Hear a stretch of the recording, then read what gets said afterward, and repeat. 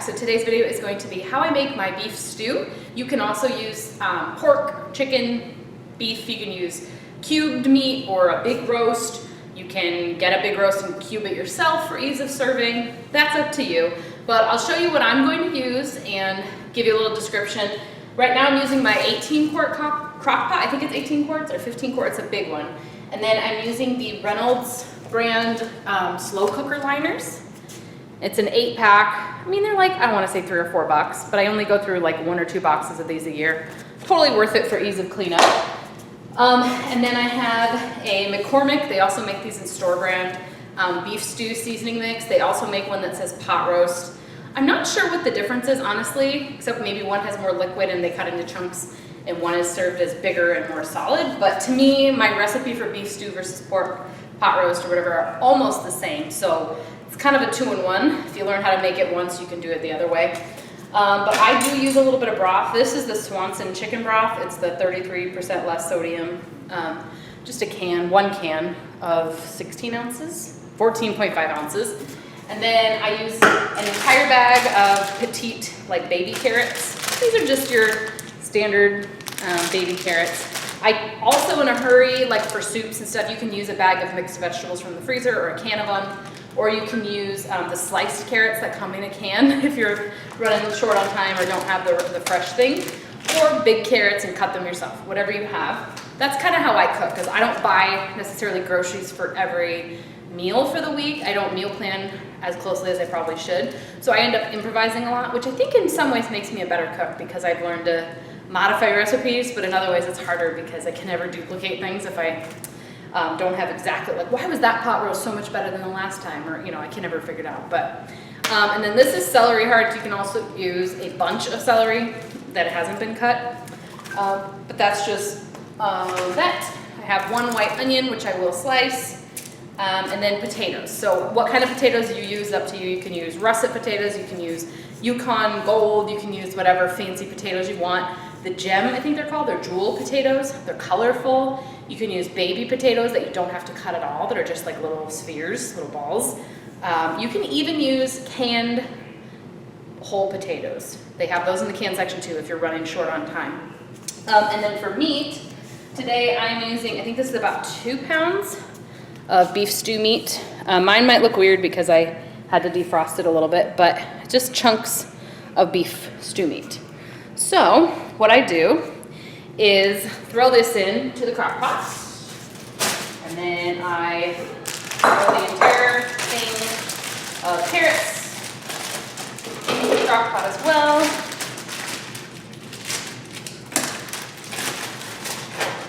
The entire packet of stew. Like, this is like the most simple recipe ever. The entire can of chicken broth. And then now is the fun part when I cut up my celery, potatoes, and onions. So I will be back in a few minutes and show you what it looks like when I've thrown it all in the crock pot.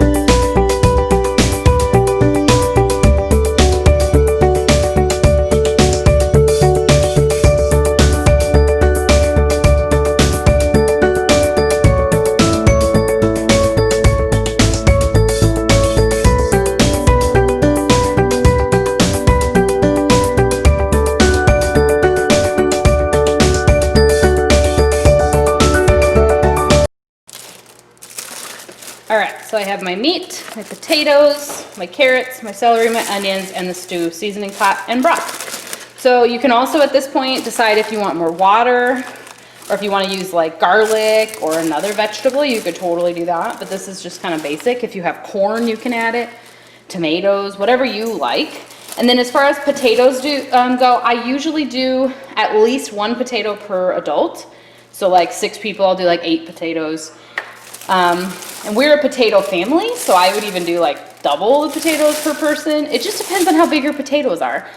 Just for reference, I was using Idaho medium-sized Idaho potatoes. I had like a 10-pound bag and I didn't use, you know, nearly all of it. But yeah, I'm going to have this on high. Once I've stirred it up, I'm gonna put it with the lid on and cook it on high for 4 hours. And then I'm going to see how it looks. If the meat is still red, then sometimes if I run out of time, I'll go ahead and put it in the oven to bake to finish it. But hopefully in 4 hours it looks good enough that I'll turn it down to low to keep it warm until dinner time. So I have about 6 hours until dinner, and 4 hours is usually not quite enough. 6 is too much. So I will check back in when it is ready to go. All right, so it's about an hour and a half later. I think it looks pretty good. I'm just making sure I stir it because the parts in the center don't get as much heat as the parts like on the edges that are against the hot, you know, cooker. And I'll go ahead and set a timer. I realized I didn't set a timer. I just put it on high on here. But yeah, just stirring it up. The meat still looks red, some more than others, but it's definitely nowhere near done. So potatoes are still hard, so are the carrots.